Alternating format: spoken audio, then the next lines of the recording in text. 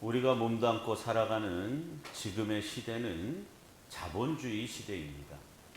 물질 만능주의가 팽배해 있고 행복은 곧 소유의 많고 적음에 달려 있다고 믿고 어떻게 해서든 많이 가지려 하고 부를 쌓으려 노력하며 사는 그런 세상입니다.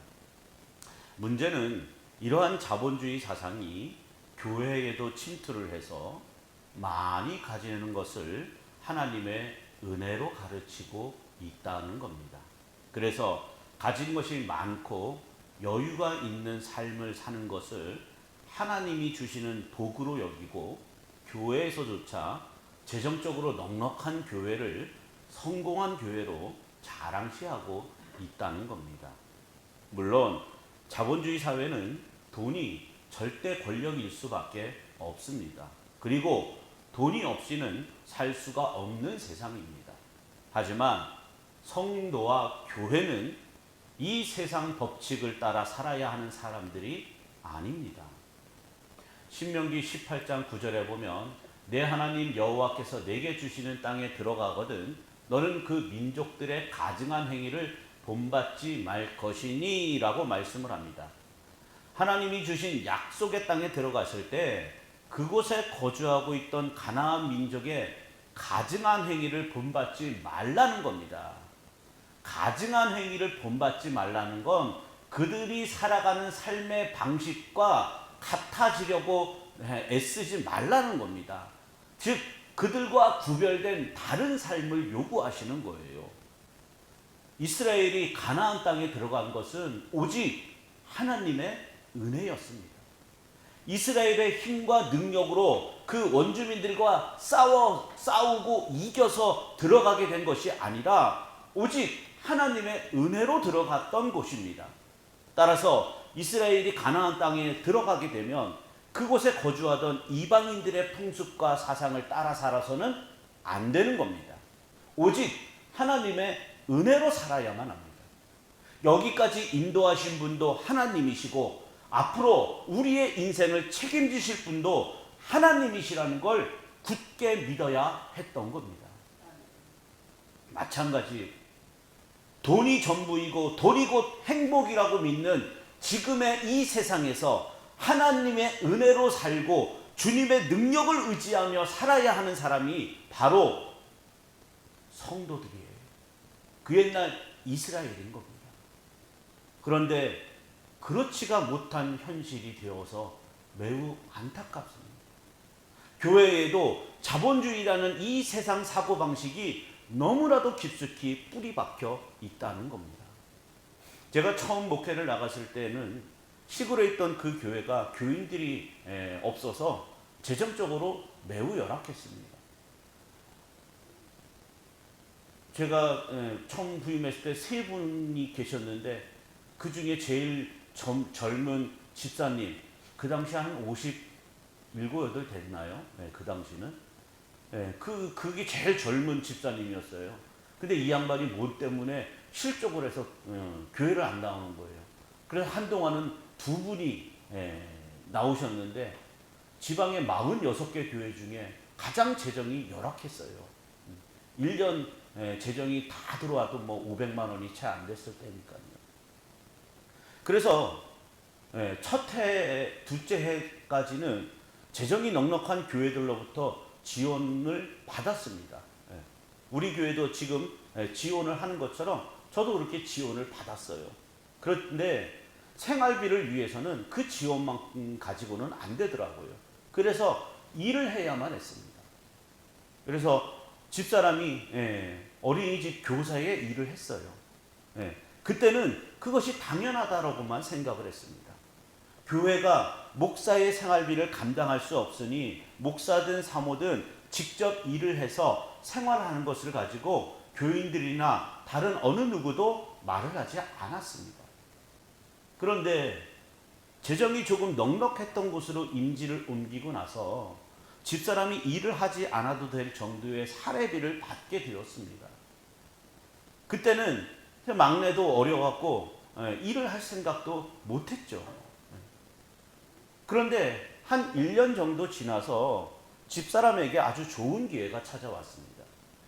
시에서 운영하고 있는 그 공립 어린이집에 원장인가 교사인가 뭐 그런데 잘 기억은 안 나는데 하여튼 그 원장을 뽑는 그 구인 거기 구인하는 거기에 집사람이 이력서를 냈는데 덜컥 합격이 된 거예요. 집사람이 집안 살림하는 것보다는 밖에서 일하는 걸 되게 좋아해요. 그리고 지금까지 스타일을 보면 어떤 그 능력이 있는 것 같아요. 남자로 태어났으면 아마 이렇게 승진하고 이런 것들 잘했을 것 같아요. 근데 가는 어린이집마다 아이들이 또 부모들이 만족해하고 좀 많이 아이들을 좋아하다 보니까 어린이집 어떤 경영에 큰 도움이 많이 됐던 것 같아요. 그런 경력들이 쌓여서 그런지 그거 덜컥 합격을 해버린 거예요. 저는 집사람의 성격을 알고 스타일을 아니까 당신이 나의 내조를 하는 데 있어서 힘들고 어려운 것 아는데 그런 일도 감당할 수 있는 건 나는 안다. 그러니까 본인이 힘들지만 않다면 당신 하고 싶은 대로 했으면 좋겠다. 몸이 힘들어도 저 사람은 자기가 하고 싶은 일을 하는 걸 행복해하고 즐거워하는 사람이거든요. 저하고 저처럼 이렇게 태생적으로 게으르고 이러지 않는 것 같아요. 태생적으로 이렇게 부지런한 사람들이 있나 봅니다. 그래서 그리고 나서 교회에 그 사실을 알렸어요. 집사람이 이만저만해서 합격을 해서 일을 하게 되었습니다. 그랬더니 교회에서 난리가 났어요. 사모가 목사 도와갖고 목회 내조나 잘할 것이지 어디 세상 일을 할 수가 있느냐고. 교회에서 주는 대로 맞춰 생활하면 되지 왜 돈 욕심을 내느냐고 그렇게 따지고 들더라고요. 왜 이러는 걸까요? 교회에서 생활비를 못 주면 일을 해도 되고 생활비를 줄 수 있으면 교회가 요구하는 대로 교회가 시키는 대로 그렇게 해야 하는 걸까요? 그럼 목사의 사례비를 성도들이 돈 모아서 주는 겁니까? 이런 사고방식이 바로 사탄의 사고예요. 지금 천안의 하늘중앙교회를 담임하고 계시는 유영환 목사님이 계셔요. 지금 감독님이시죠? 지금 그 교회가 교인이 8,000명이래요. 그 연회 본부가 그 교회의 건물에 있을 정도로 교회가 굉장히 큽니다. 근데 이 교회가 처음부터 그렇게 컸던 게 아니라 이 목사님이 부목사로 있었을 당시만 해도 300명 정도밖에는 안 됐다라고 해요. 300명이면 지금도 큰 교회죠, 사실은. 그런데 지금 워낙에 대형 교회로 성장을 하다 보니까. 그런데 약 30년 전에 부목사로 계실 때 그 교회 담임 목사님이 교통사고로 갑자기 세상을 뜨셨어요. 그래서 부목사였던 이 감독님이 어쩔 수 없이 목회를 담임자로서의 역할을 이끌어 가면서 나중에 담임 목사로 이렇게 인정을 받은 거예요. 그런데 부목사였다가 갑자기 담임자의 역할을 하면서 그 교회의 재정부장님이 이 목사님의 사례비를 갖고 왔는데 그 당시에는 30년 전 사례비니까 뭐 그렇게 많지는 않았겠죠. 어쨌든 그 사례비를 동전으로 자루에 담아갖고 그렇게 사택을 찾아와서 거실에다가 던지고 그리고 갔다는 겁니다.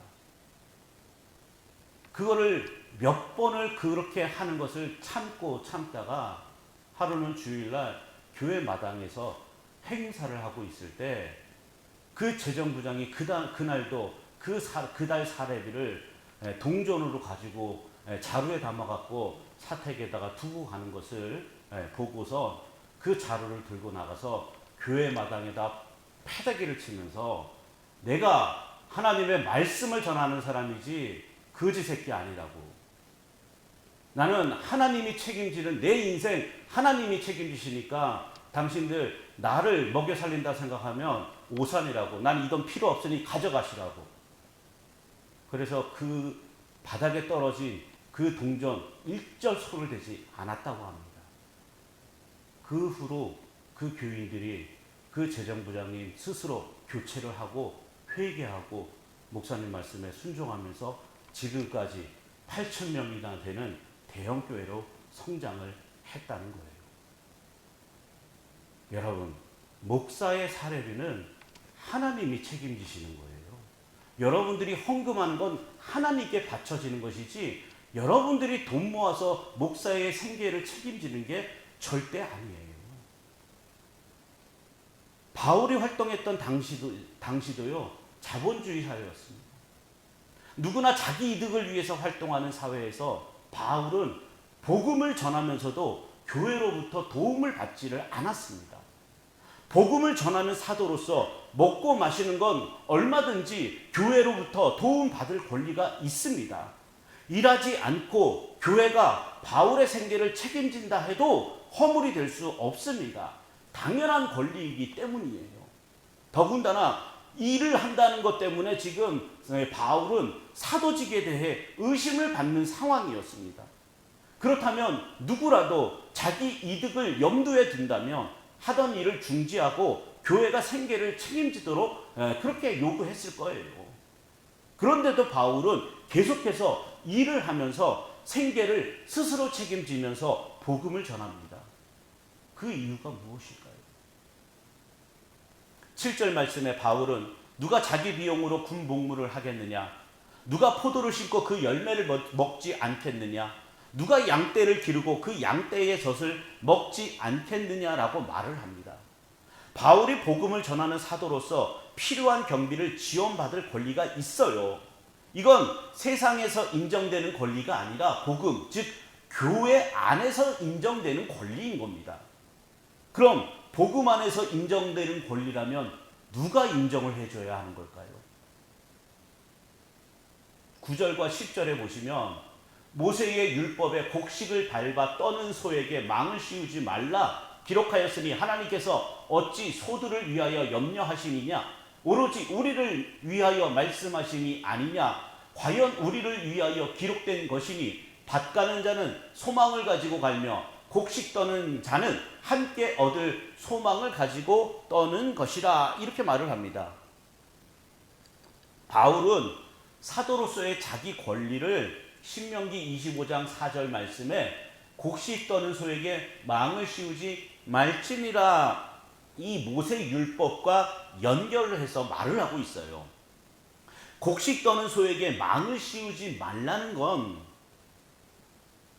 이게 모세의 율법으로 주어졌다라는 건 그 당시 농사하는 사람들이 곡식을 떨 때 소의 입에 망을 씌웠다라는 얘기예요. 소의 입에 망을 씌웠다라는 건 소들이 곡식을 주워 먹는 것을 막기 위함입니다. 그렇다면 소의 입에 망을 씌운 건 잘못된 것이라 할 수가 없는 거죠. 그런데 왜 굳이 소의 입에 망을 씌우지 말라는 법을 세우신 걸까요? 모세율법은 장차 이스라엘 백성이 약속의 땅에 들어갔을 때 어떤 정신, 어떤 방식으로 존재해야 하는가를 가르치기 위한 겁니다. 소의 입에 망을 씌우지 말라는 건 가나안 민족의 행위를 따르지 말라는 말씀과도 연결이 돼요. 가나안 땅, 즉 세상의 사고 방식에서 보면 농사는 사람이 짓습니다. 그렇죠? 사람이 수고해서 씨를 뿌리고 가꾸고 열매를 거두는 거 아니겠어요? 그런 와중에 소는 농사를 짓기 위해 사람이 이용하는 도구입니다. 그리고 소에 대한 소유권 역시 사람에게 있어요. 그러니까 소는 사람의 소유물이고 사람을 위해 일하도록 되어 있기 때문에 그 소가 곡식을 떨며 그 곡식을 먹어버리는 건 용납할 수 없는 일이 됩니다. 농사 지은 사람에게 손해가 되는 일이기 때문인 겁니다. 그렇다면 가나안 땅에 들어온 이스라엘 백성이라면 어떤 입장이 되어야 합니까? 똑같이 가나안 민족 원주민들이 했던 것과 똑같이 해야 될까요? 근데도 아까 말씀드린 대로 하나님은 그들의 풍습을 따르지 말라 그랬잖아요. 그들의 사고방식을 따라가지 말라 그랬잖아요. 이스라엘이 가나안 땅에 들어와서 그 땅에 거주하던 민족을 몰아내고 처음 곡식을 거두게 되었을 때를 생각을 해보십시오. 이스라엘도 농사 지은 사람이 아니에요. 즉 곡식에 대한 권리가 없다는 겁니다. 하나님이 주신 땅에 하나님의 은혜로 들어왔기 때문인 겁니다.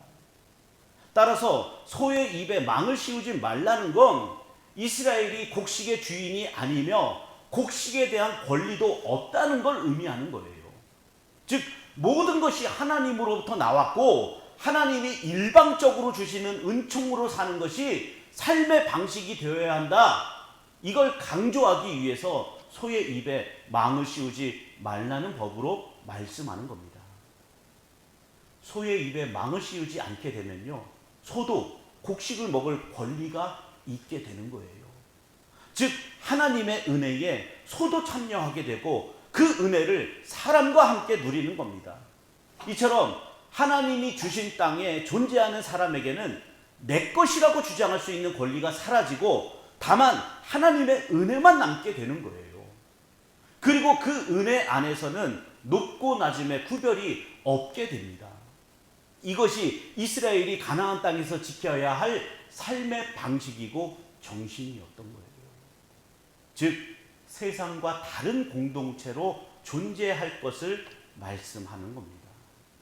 사도 바울은 이러한 모세의 율법을 자신에게 적용을 해서 오늘날 성도가 세상에서 어떤 방식으로 존재하고 살아가야 하는가에 대해 말하고자 한 겁니다.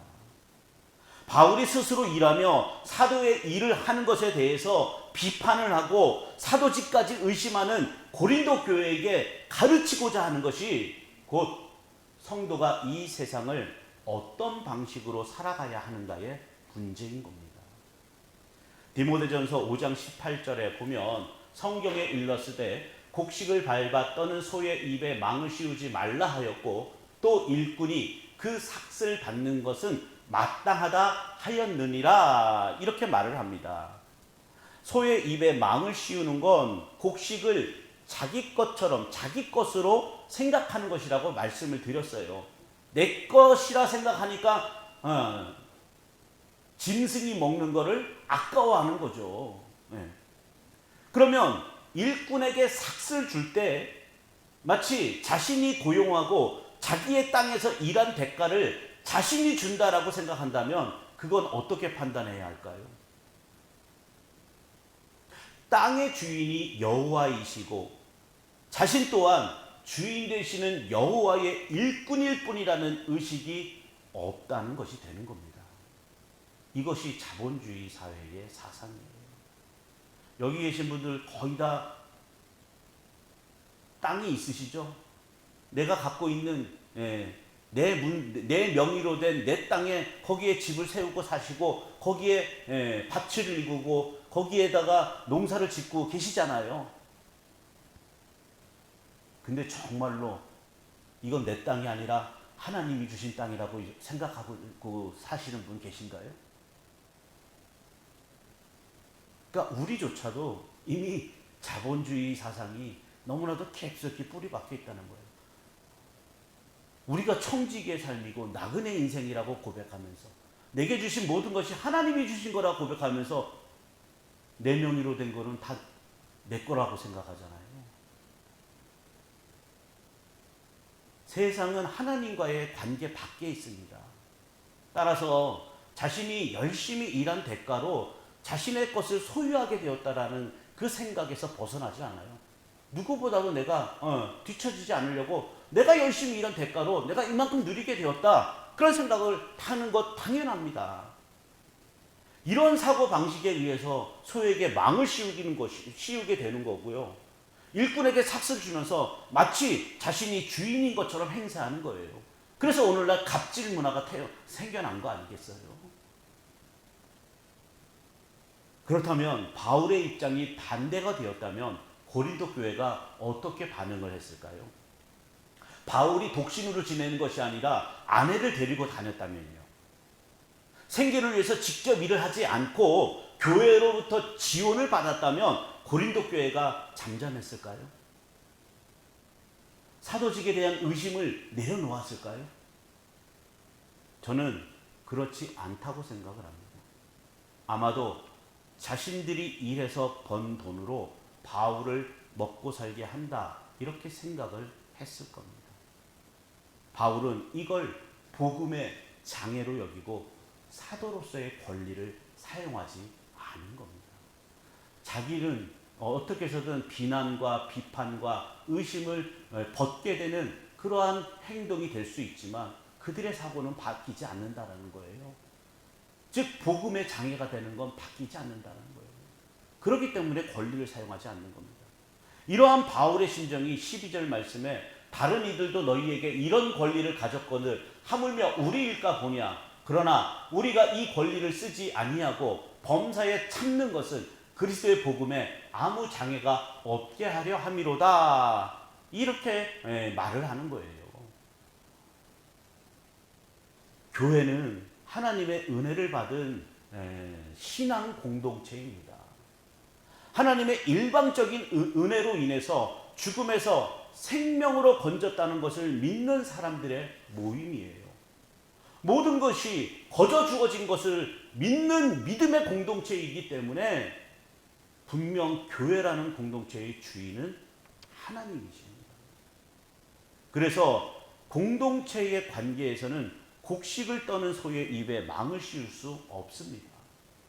말씀드린 것처럼 소에게 먹을 것을 주라는 뜻이 아니라 곡식 자체가 하나님의 은혜이기 때문에 내가 주인인 것처럼 행세할 수 없다는 거예요.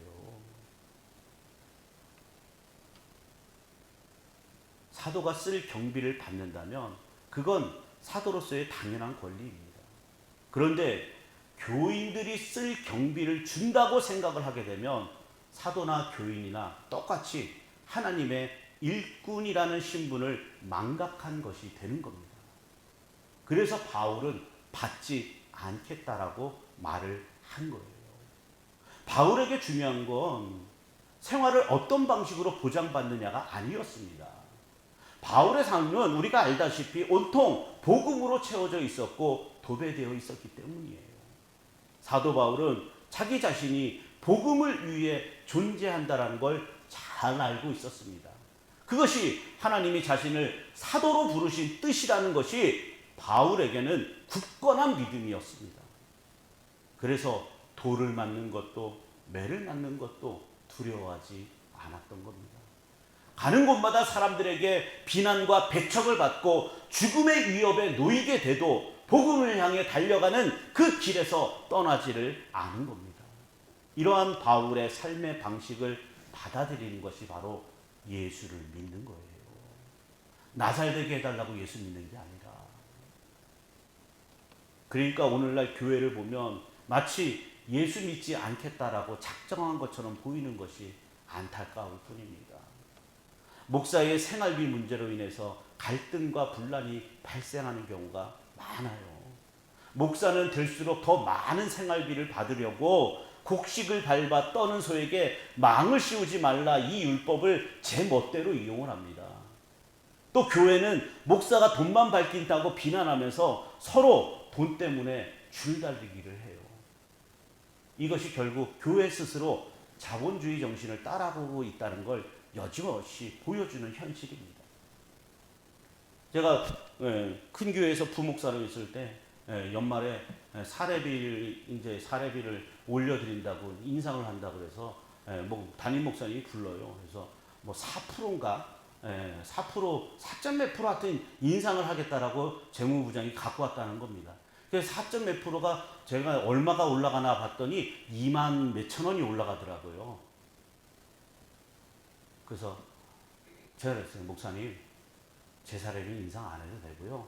재무부장님한테 말씀하셔서 그런 세상 법칙으로 목사의 사례비를 흥정하려고 하지 말라고 그렇게나 전해 주십시오.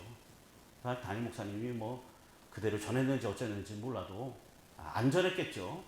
눈치 보느냐. 어쨌든 저는 사례비를 올리지 않았습니다.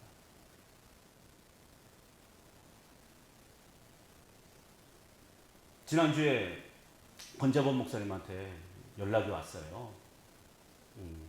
그곳 교회가 70주년을 맞이해서 특별히 행사를 하지 못해서 교인들끼리 그냥 조촐하게 예배 때 그냥 뭔가를 좀 하려고 하는데 목사님께서 전임자로서 축하의 영상 메시지를 좀 보내주셨으면 감사하겠습니다. 이렇게 부탁을 해서 또 선배 목사님이고 해서 제가 우리 아이들과 함께 영상 축하의 메시지를 찍어서 보내드렸습니다. 그랬더니 그곳 재정부장님이 저희의 모습을 보시고 좀 아련하셨는지 저에게 전화가 왔어요.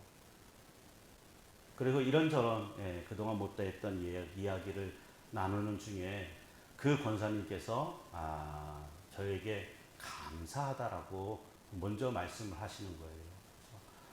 뭐가 또 감사해요? 그랬더니 목사님께서 저를 재정부장으로 세우실 때 정말 죽을 만큼 정말 죽기까지 싫을 정도로 안 할 마음이었다는 거예요. 근데 목사님이 시키니까 어쩔 수 없이 그냥 순종하는 마음으로 하긴 했는데 제가 목사님 계실 때부터 해서 지금까지 이 재정부장 하면서 실족하지 않고 오히려 하나님의 은혜를 체험하게 돼서 너무나도 감사하다는 거예요. 제가 늘 강조하는 건 교회는 아끼고 안 쓰고 아끼고 그렇게 모아두는 것이 아니라 돈이 있으면 베풀고 나누고 섬겨야 하는 곳이라고 늘 강조했어요.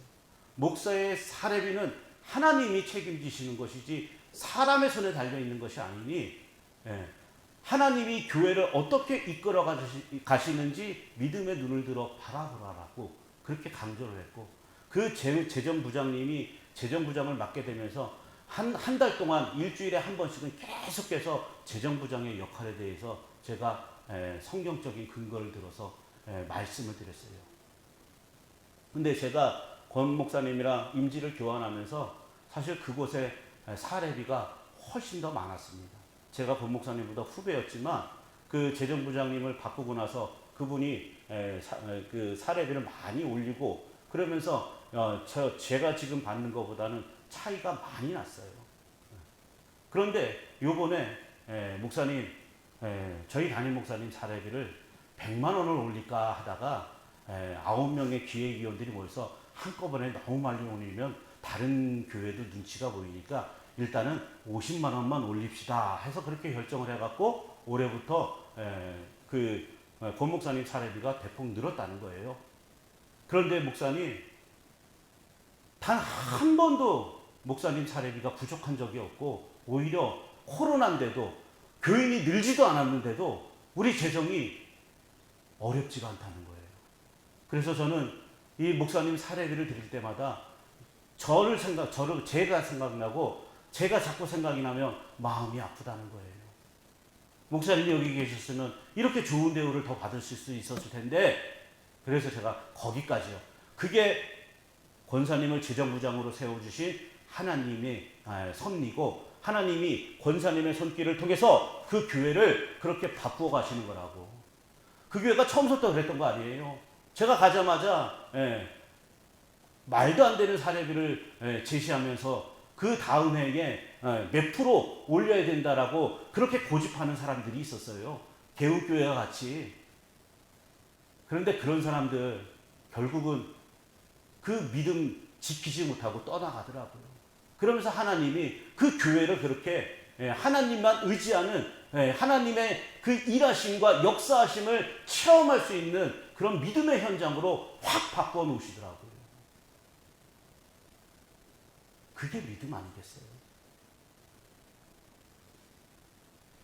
그러니까 정작 많은 교회들이 하나님의 은혜를 말할 뿐 정작 하나님의 은혜를 경험하지도 못하고 아예 누리지도 못하고 있다는 걸 지금의 교회들이 보여주고 있는 거예요. 사도의 권리는요, 하나님의 말씀으로부터 나온 겁니다.